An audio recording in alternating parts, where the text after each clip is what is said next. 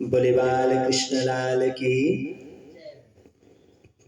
प्यारे दर्शकों, आज हम भगवती माता सुरीनी के पावन दरबार के सानिध्य में सोलन में हिमाचल प्रदेश में दुर्गा मेडिकल हॉल के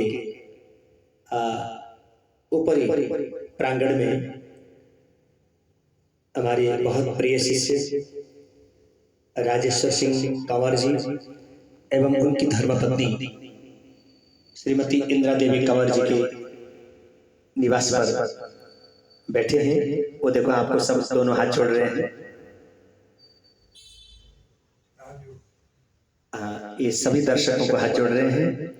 ये हमारे बहुत प्रिय भक्त हैं और आज से नहीं, जब मैं छोटा सा था तब से आप ये समझें कि मुझे गोदी में उठा के व्यास आसन में बैठाने की इच्छा रखते थे। शायद ये करने का मौका तो नहीं मिला होगा, परंतु तब से ही लेकर हमारे शिष्य हैं और हमसे बहुत ही लगाव है।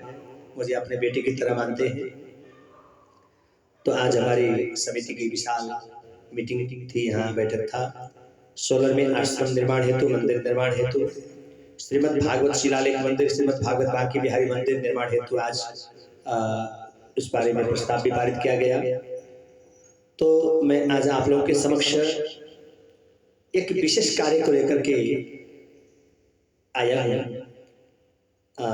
मेरे YouTube चैनल रामहरि उपाध्याय एवं समीक्षा उपाध्याय दोनों चैनलों में एवं रामहरि उपाध्याय फेसबुक चैनल में आप लोग अगर नए हैं, देख रहे हैं हमें, तो आप लोग सबसे पहले सब्सक्राइब कीजिएगा, बेल आइकॉन दबाकर आप उसमें घंटी बजाइएगा, लाइक कीजिएगा, अपने फेसबुक आदि में शेयर कीजिएगा। क्योंकि जो चीज़ मैं आज आपको बताने जा रहा हूँ वो आप सबके लिए बहुत जरूरी है।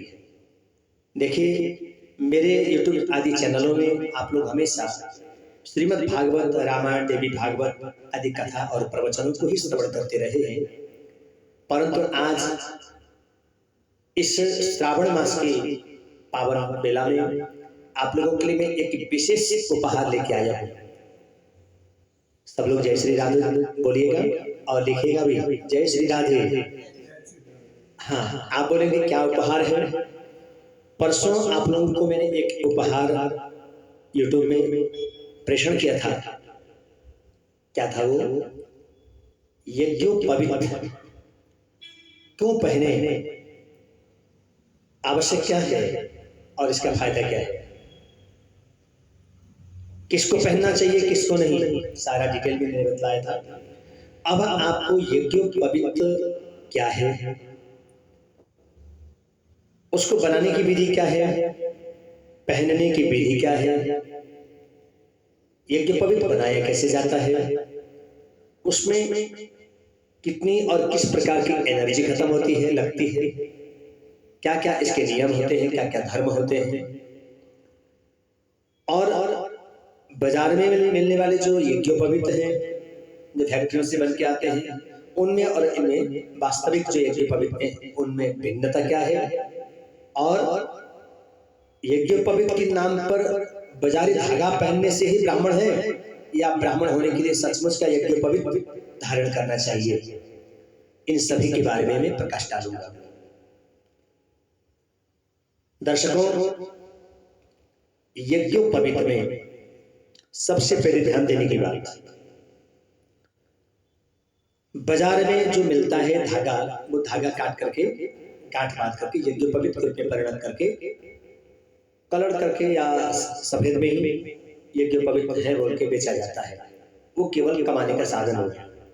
आजकल के जो हम लोग अपने आप को ब्राह्मण कहलाते हैं, ध्यान दीजिएगा, ब्राह्मण द्विजाति वर्ग जितने भी हैं सभी के लिए यज्ञोपवीत अनिवार्य है। और आप लोग अपने को ब्राह्मण कहलाते हैं, चोटी है नहीं, आप अपने को ब्राह्मण कहलाते हैं, यज्ञोपवीत है नहीं। अगर यज्ञोपवीत है तो भी आप कौन सा पहने हैं? जो बाजार में बिकता है और उठा के लाए और डाल दिए, हो गए ब्राह्मण। ऐसे ब्राह्मणों की पूजा करने से न तो पूजा करने वाले को फल मिलता है, न उन ब्राह्मणों के द्वारा पूजा कराए जाने से उसका फल मिलता है। मैं शास्त्रों की बात कर रहा हूँ, ध्यान दीजिएगा। ब्रह्मन जानन्ति इति ब्राह्मणा, जो ब्रह्म को जानने वाला है वही ब्राह्मण होता है, ये सही है। परंतु ब्रह्म को जानने के लिए भी तो कुछ विधियां हैं, उन विधियों को भी तो हमें अपनाना पड़ेगा।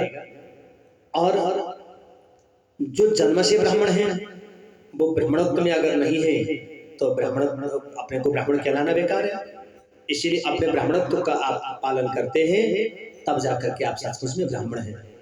उसमें आपका एक कर्तव्य ये भी है, यज्ञोपवीत संस्कार। यज्ञोपवीत संस्कार कितने साल तक होना चाहिए मैंने परसों बतलाया था, इससे पहले के एपिसोड में बतलाया था। तो अब मैं आपको ये बताने जा रहा हूं कि यज्ञोपवीत सचमुच का यज्ञोपवीत होना चाहिए। यज्ञोपवीत में एक में 3 धागे होते हैं, आप सबको पता है। और ब्राह्मण उसमें 3 धागे वाले 2 जोड़ी को पहनते हैं।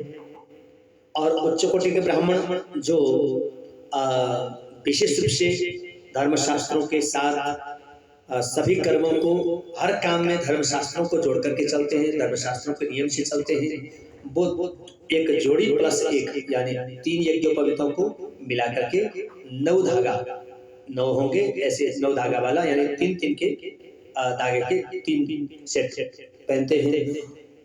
और क्षत्रियों के लिए मात्र 3 धागे का और वैश्यों के लिए भी 3 धागे का। और प्रत्येक 3 धागे में जो एक धागे की एक सूत्र है, एक लाइन है, उसमें 9 धागों से बनी हुई एक लाइन, एक धागा होता है। 9 सूत्र का एक सूत्र बनाया जाता है। 9 सूत्र का एक सूत्र कैसे बनाया जाता है, उसका विधान क्या है, मैं अभी आपको डिटेल में प्रैक्टिकल में बताऊंगा। तो नवतंतु, 9 तंतु ही क्यों, प्रश्न होता है ना, एक ही धागा क्यों नहीं अथवा 10 क्यों नहीं, अनेक प्रकार से कई शंका उपशंकाएं हो सकती है। ध्यान दीजिएगा, 9 अंक परिपूर्णांक है, और जो परिपूर्णांक है वही भगवान श्री राम का अवतार का